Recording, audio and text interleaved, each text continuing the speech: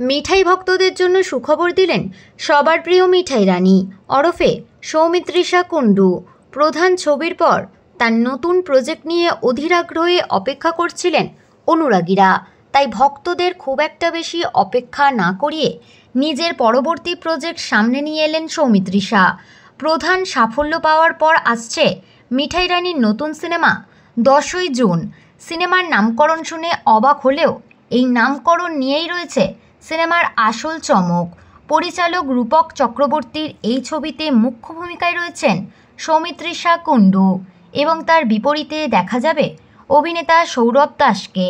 সিনেমায় মিতালি চরিত্রে অভিনয় করবেন সৌমিত্রিষা এবং খুনি চরিত্রে দেখা মিলবে সৌরভ দাসের। ছবির গল্প রহস্যে মোড়া।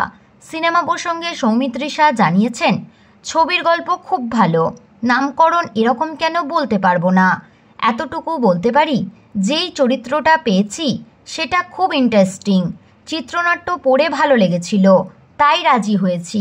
তো বন্ধুরা, বিনোদন জগতের এরকমই নতুন আপডেট পেতে আমাদের চ্যানেল টলিটাউনকে সাবস্ক্রাইব করে পাশে থাকা বেল আইকনে ক্লিক করতে ভুলবেন না।